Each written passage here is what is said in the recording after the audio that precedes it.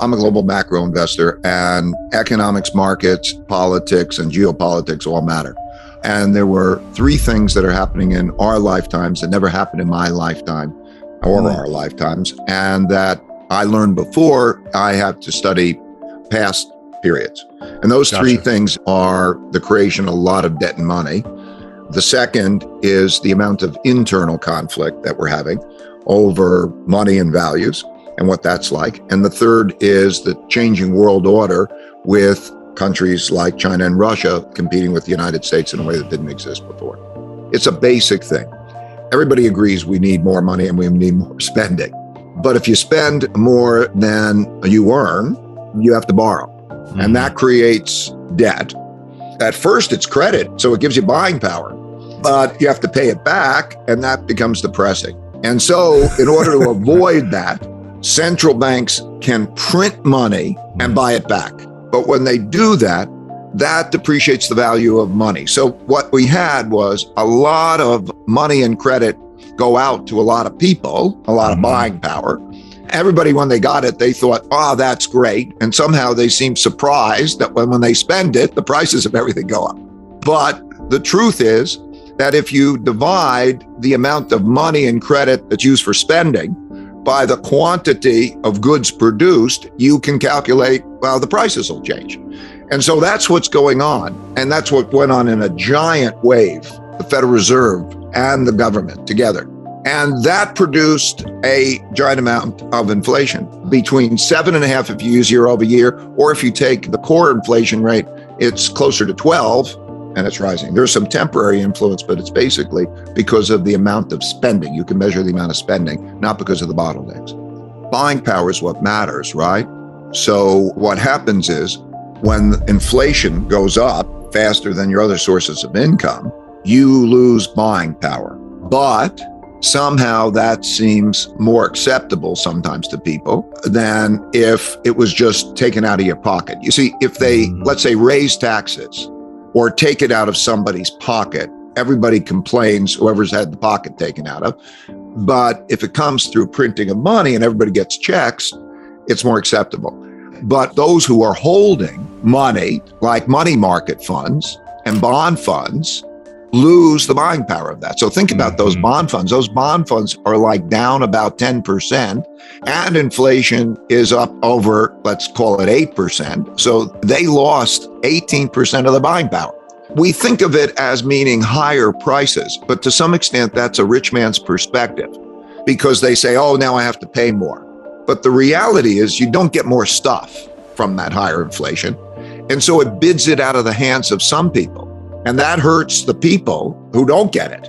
And so we're seeing a time now where you're going to lose buying power to inflation. And now you're going to see the Federal Reserve also tighten money and credit and raise interest rates.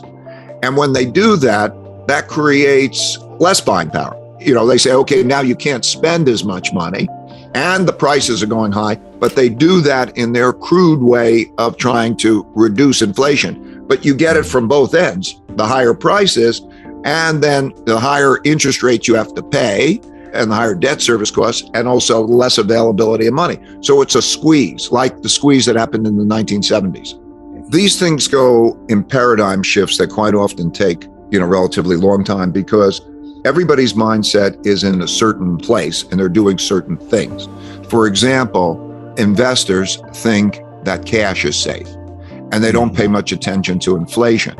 And then what happens is they get inflation and they realize that if I'm holding cash, I'm losing buying power. So then they shift, they sell out their cash or they sell out their bonds and they put that into other things. And when they do that, that also contributes to inflation. Changes like that also happen in a lot of ways, like cost of living increases in compensation, where in the past, when they don't worry about inflation, then they don't think about, do I have an inflation-linked contract for my work? Or do I have enough inflation assets? It might be, oh, do I need to buy, I'm going to store my money in a house. And so that pendulum swing from one mindset and one positioning to another mindset and another positioning in the early stages tends to be self-reinforcing. Those actions produce more inflation and more inflation psychology until that goes to the opposite extreme. The U.S. debt crisis could ignite a long-term rally in gold. Since March 2020, the U.S. added another $8 trillion in debt, and gold is up 50%. Buying gold and silver is a defensive strategy when you don't trust elected officials in Washington, D.C. having your best interest at heart. National Gold Group is America's #1 precious metals company. National Gold Group has the IRA fee waiver program. That means they will pay the fees on your IRA for up to 10 years on qualifying rollovers. Call 888-599-2883 to learn about their retirement account fee waiver program. Mention free investing and you'll always get best-in-class service from America's conservative precious metals leader. You can also go to their website, buyfigold.com, using the link in this video description. Like in the 1970s, people were surprised about what happened because they weren't used to inflation much. Then you had the inflation, and in the beginning, it swung. And then at the end of it, they said inflation will never end, and everybody's positioned for it never ending. And then, of course, what happens is it's so bad that then the central bank goes the opposite extreme, and then they get surprised. And so the 80s was a period which was the exact opposite of the 70s, where you have falling inflation, high real interest rates, and so on. And so the worst assets to own in the 70s were bonds, and the best assets to own in the 80s were bonds. So you see these pendulum swings that way. The amount of political polarity is the greatest since 1900. Compromise is the lowest it's been. It's measured by how voting across party lines. There are two monoliths, and they're at war with each other. And we have populism, which is you have to get on one side or the other. So when the causes that people are behind are more important to them than the system is in jeopardy. The risk of neither party accepting losing the elections is significant. The move toward power dynamics. The idea of democracy is compromise, reaching across, that the law and the rule is of a higher purpose than anything else. But when you get other things that are more important to people, that they're willing to fight for, then you get greater and greater. And it's self-reinforcing because moderates are people who want to work across party lines and so on, and compromise are through history, through the French Revolution, Russian Revolution, Chinese Revolution, or these are civil wars. In all of those cases, the moderates, they're hurt or they're disposed of, and you have to pick a side. But you're seeing this now. The ideologies are dominant. So for example, when Elon Musk buys Twitter, the decisions he will make regarding Twitter will probably have a greater effect on our society than the decisions the Supreme Court makes. It's one of the symptoms that it's not normal economics in the usual way. So it's a different game that people should be aware of. I have a principle, which is that if you worry, you don't have to worry. And if you don't worry, you need to worry. Because if you worry about things like, if you read about the consequences of what has happened in history, and you look at the likelihood and you say, okay, we can have this kind of a conflict, or we could have that kind of a conflict, external conflict, and boy, these conflicts are terrible. Maybe that sort of brings us more together because we have the power together if we don't fight each other in that way, and we can compromise and so on. I was just in Singapore, and what they had is they had savings. Because they have a large savings, the income from that savings covers 20% of their budget. So one generation is giving the other generation a savings, a good education, and civility. And this happens in certain places. What we have left our generation with is debts, a broken down infrastructure, and fighting. I mean, the answer is if we're all good with each other and we're productive and we earn more than we spend, we won't have a problem. But we got to get there.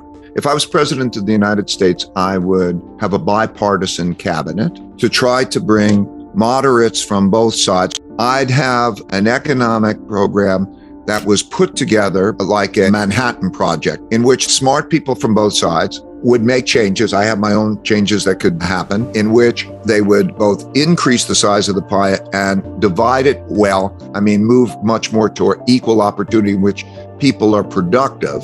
I'll describe the cycle. By an order, I mean like a world order or domestic order, the system that's in place run by the people who have the power, and then they determine what the system is like. So you change orders usually by wars because you have a conflict, and then, okay, how do you resolve the conflict? They have a war. So World War II ended in 1945. The United States won World War II dominantly. It became the richest country in the world, having 80% of the world's money. Money was gold then. It had 80% of the world's gold. And a dominant military. It had a monopoly on that, and it accounted for half the world's economy.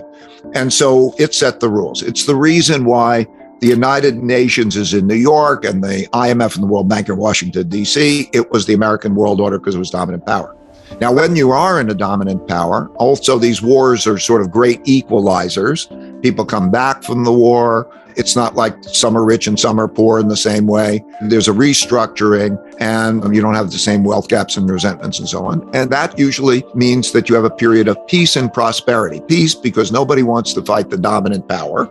And then they work together and they produce peace and prosperity, and that happens. And that's really does best in the capitalist system, in which capital is provided to those who have good ideas because they say, we'll invest in you and you'll be productive and so on.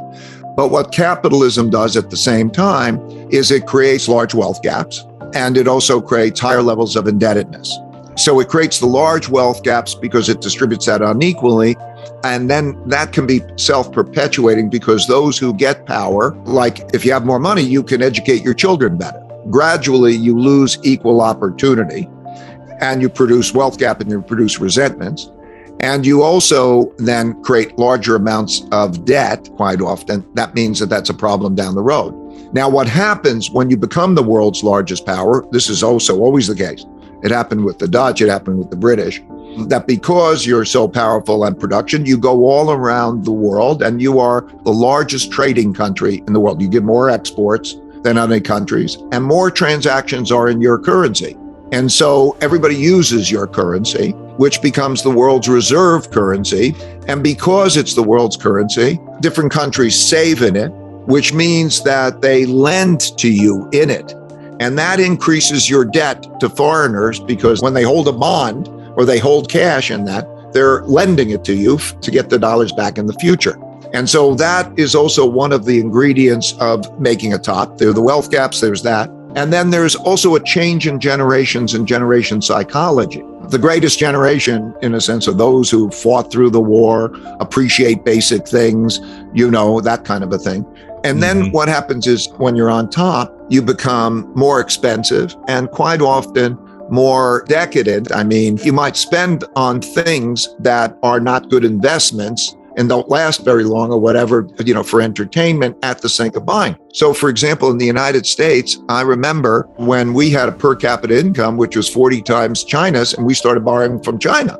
So these are the ingredients. And then you start to see that they cause problems, the financial problem, the internal conflict problem, and so on. And then the type of fighting that we're talking about. It's so interesting because in the mid 1600s, this is interesting. There was 30 years of war. They call it the 30 Years' War in Europe. And they just kept beating the daylights out of each other. And that is when they invented countries as we know it. Before then, there were no boundaries. And what mattered was power. And if you wanted something that the other guy had, you'd go get it and he'd do the same with you. And there was this constant fighting about things. And then in the 1600s, they were fighting about religion too. There's the religious Reformation and the others, which also had to do with power because the church was powerful. But anyway, so they invented countries as we know it with boundaries, and you determine what goes on in your borders and so on. And of course, for the next 100 years, there were hardly any wars. But when the time comes, there's no universal legal system. There's no universal policeman. So if you don't have a universal legal system, there have been attempts of that with the United Nations or before that, the League of Nations. They attempted that, but power rules. And so you're going to have tests of power. It'll come down to tests of power. I want everything that I do to not be opinionated. A very big leading indicator is the relative level of education. And those that have more educated population, and you can see the numbers rise You could see education levels in one country or another rise or decline in these charts. So you could see how is the United States in its education and how are other countries, and is that gap improving or worsening? Because education levels are very indicative of well-being and economic behavior. Rule of law, countries that have rule of law and respect for the law that keeps order and effectively, when crime rates go up, it's a problem. A very good indicator is corruption levels. There's a corruption index that all countries have. You can see how it changes. And as it goes up, there's a negative 52% correlation with the growth of a country and its corruption over the next 10 years. The USA is reasonably good on the corruption element. Russia is bad. You know, it's interesting because these are predictors of the future. And what you find out is, like, if you look at Russia, I'll give that as an example. It's blessed with the greatest natural resources of any country in the world. The value of its natural resources are 40% higher than the next highest country, which is the United States. And it does a pretty good job of having an educated population. It's not heavily indebted and so on, but it's cultural issues in terms of these things like corruption. Also, there are measures of bureaucracy versus efficiency. Lots of measures of attitude. Can I start a business and make my dreams happen? You can see the differences between countries on just that attitude, okay? And also you could see it in the bureaucracy. How long does it take to set up a business? There are statistics like that. If there was education and experience from the age of 5 to 15, that would change everything. We learn differently. Scientists have shown prior to puberty, we learn in an internal way. And you'll find that a number of people had their passion at around age 12, because that has to do with how the brain changes. But if you take that 5 to 15 and you incorporate it in the education system and the practice of saving, spending, and so on, you don't need a PhD in this thing. The money thing is kind of very basic, you know. If I can buy it for less than I sell it, that's a good thing. The more volume I could do, the better it is. Then there are fixed costs and there are variable costs. So if I'm going to build a stand, a lemonade stand, okay, what's that going to cost me? Okay, that's a capital expenditure. It's all the same stuff that you could learn, you know, at those ages, and you don't. I spent a lot of time in China starting in 1984, not to earn money because they didn't have any money, but because I was very curious. And then I got to know and like the people, and I was able to help them develop their stock markets and things. And so I watched. Since 1984, when I first started, per capita income has increased by 26 times. The poverty rate, measured by hunger, went from 88% to less than 1%. And life expectancy increased an average of 10 years. Hunger was 88%, that type of poverty. And so what has happened is they have become a roughly comparable power of the United States, in some ways a bit ahead, in some ways a bit behind, and so on. And that's in most things. If you talk about military, is it in that region? Is it of that type? Or is it another type or something? But it's comparable. If you talk about technology, when I first went to China, I would give $10 calculators to people and they thought they were miracle devices. Now, if you take it in artificial intelligence and most technologies, there depends on the one. There may be ahead in some and not. So what that means is that they've come up to be a leading competitive power. There's no other competitive power like that. Now, a lot of countries now, which is scary, are roughly comparable in military, meaning if you have a war, if we have a war with Russia, it's not like the United States is militarily dominant or so. And there, more countries have become that way. We spend more and we have bases in 70 countries, but at the same time, that means we're overextended or extended. And it doesn't mean that you'd win a war. If there was a war in Europe, everybody'd be a loser. And there are different types of wars, cyber wars, as well as military wars and the like. What we're now having is a situation where there is that rivalry that could be good, healthy competition. However, history has shown when you deal with who's going to set the rules of the game, there might be disagreements. And if there are disagreements, how are they resolved? Like the trade dispute. It's not like both sides took it to the World Trade Organization and say, we're going to plead our cases, and then you make a decision. They didn't even think about that, right? They go to, I'm going to do this if you do this. And that's where we are, sort of. So the world is breaking up into these parts where there are two sides, kind of. Like if you look at World War II, by way of example, there are the Allied powers and the Axis powers. And then they're in Europe and in Asia. And there are different alliances in Europe than there are in Asia, because each has their own interests. And it's developing that way. So when you take the Ukraine and you look at the Ukraine and that's more aligned with the other side, let's call it the Axis powers, which are the challengers to the United States and to some extent the NATO powers. And you have that conflict. And you could see in a number of statistics or actions how the sides are lining up. Like, for example, they just ask, are you going to apply the sanctions or not? Are you going to do this and that? In the United Nations, did you vote against Russia or not? And so on. And you could see all those things and you could see how the sides line up. For example, India lined up with Russia. So you could see how this is lining up. And you could see that we're coming into this. There's no conversations and communications that's even polite between the two countries right now on these things. And that's where we are. And if you look at history, that's a dangerous place to be. I think that there's better than an even chance of a bad stagflation, a very bad stagflation, because of the dynamics.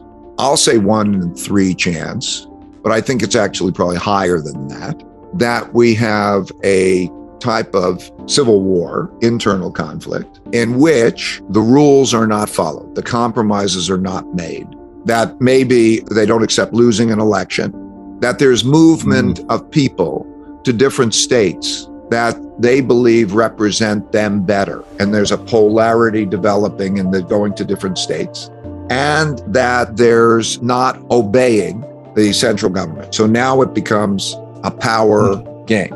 I'm in the business, I need to be objective because accuracy is my thing. I have to be as accurate as possible. I'm not saying that's accurate, but I'm saying when I look at that, I don't think, my assuming that's 1 in 3, I think it's actually probably higher than that there will be that kind of a situation.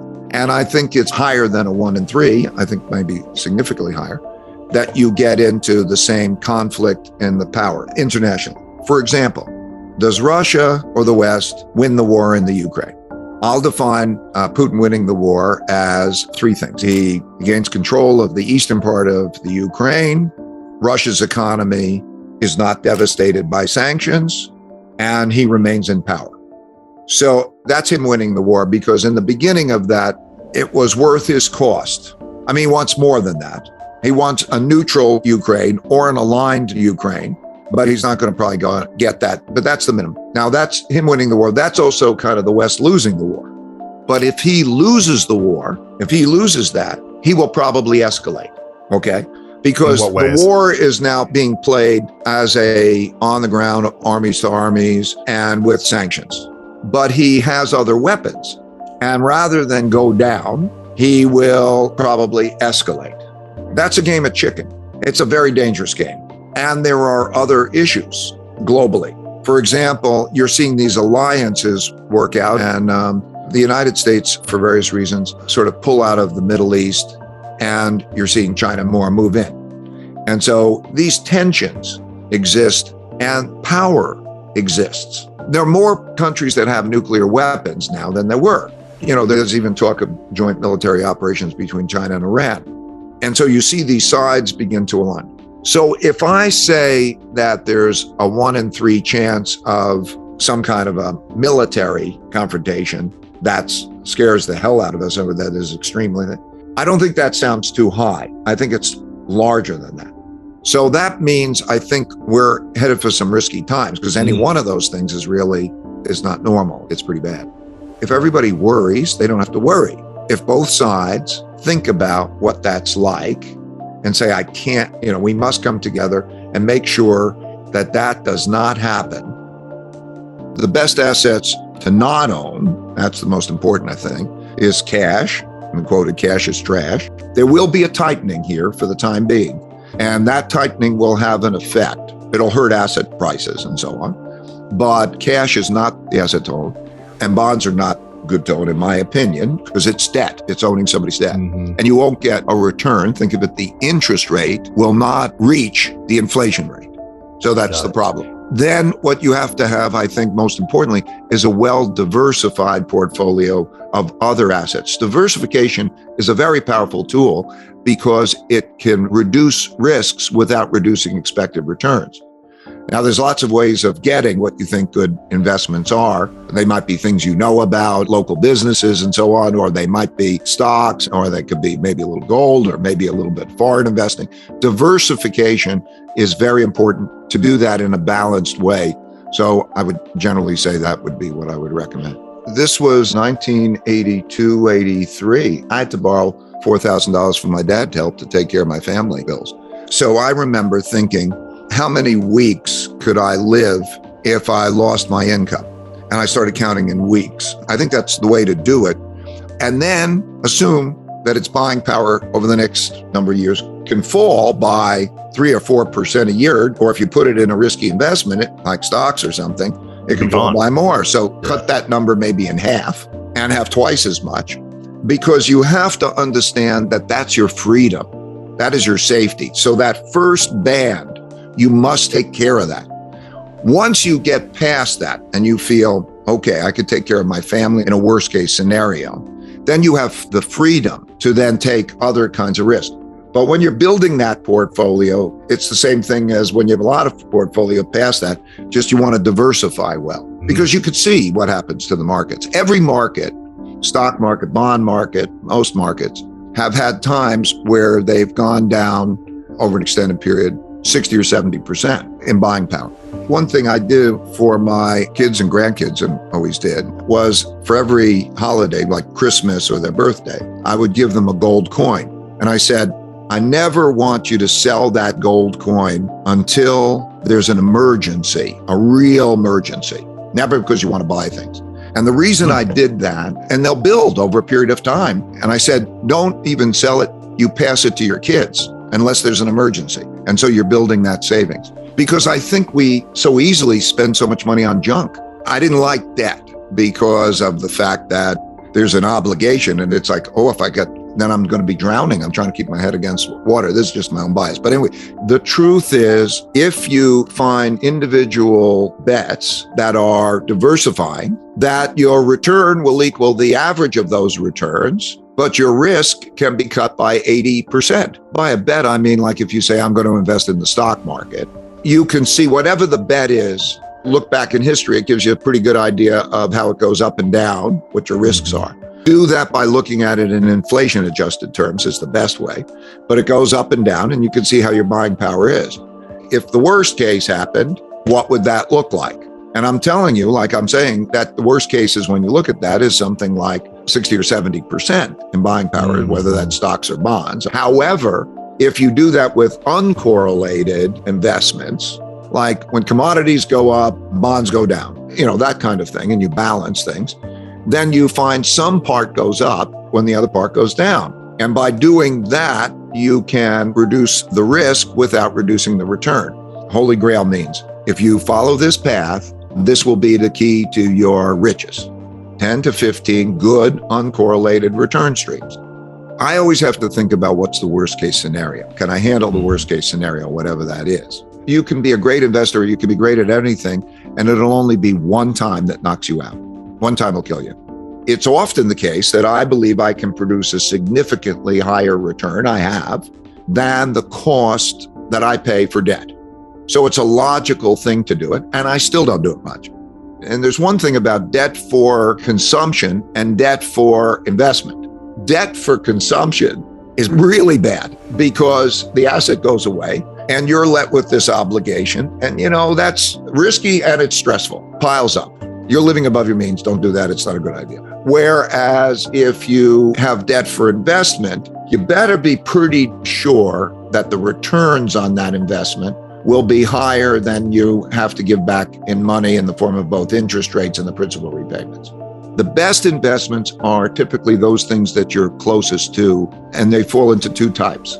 Those that affect your living standards. Like I think owning a house or an apartment or your residence affects your life a lot. And the cost of it is not the cost of it. In other words, you buy it at a certain price.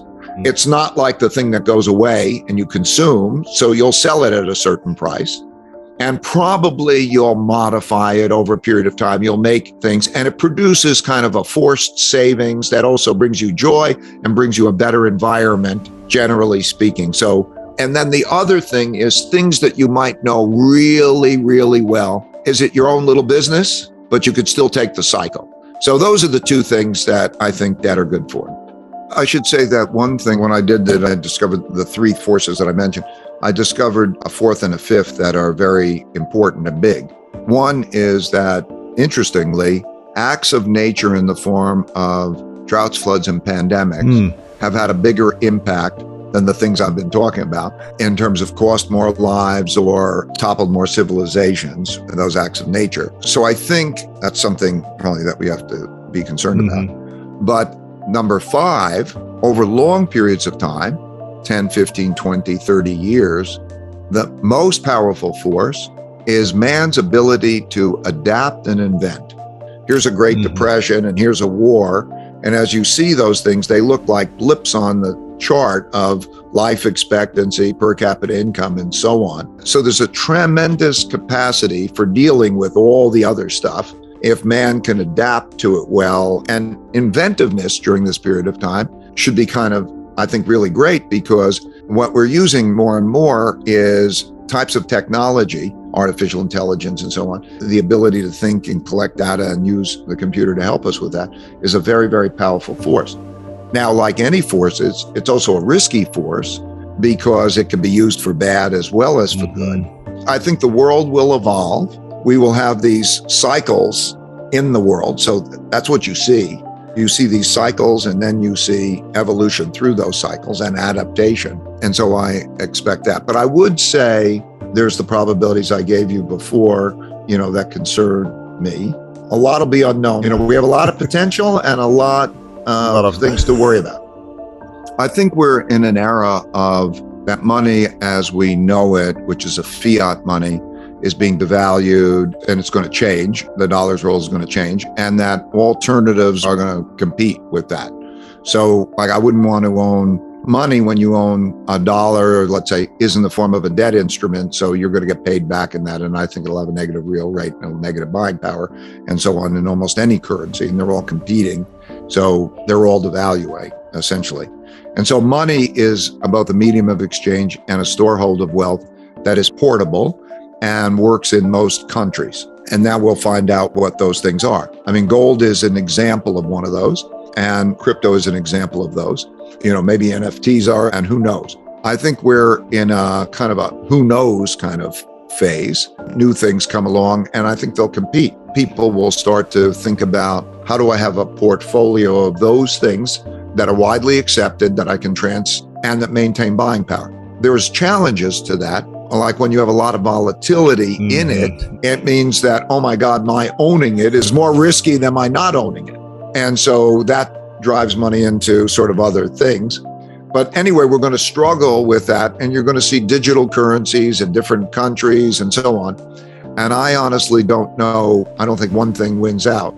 I do think that a lot of the crypto, like all markets, they go through phases. And there's kind of the bubble phase where it goes up a lot and everybody believes it and everybody's bought it. And then you have the adjustments and so on. I think there's too much emphasis in it because the total value, of Bitcoin or even the cryptocurrency is comparable to the value of Microsoft. One has to think, when one thinks of assets, I would rather think of the whole array of assets than to think about, is it going to be that crypto Bitcoin one? Yes. I think people could be too concentrated on that.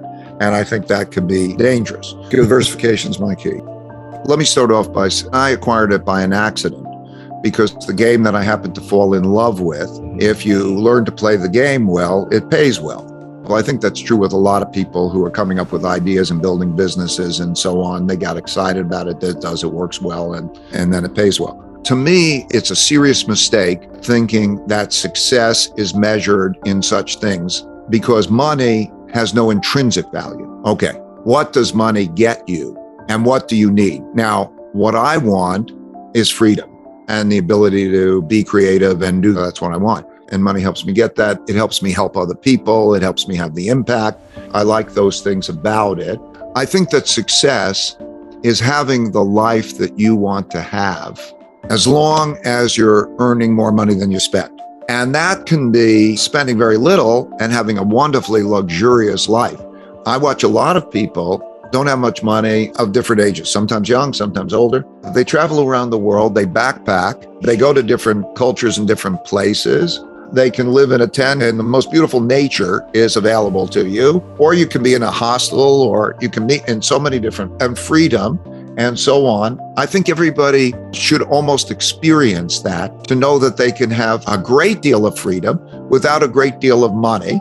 And that status thing is a silly thing. Okay, that's like being hung up on living your life for approvals.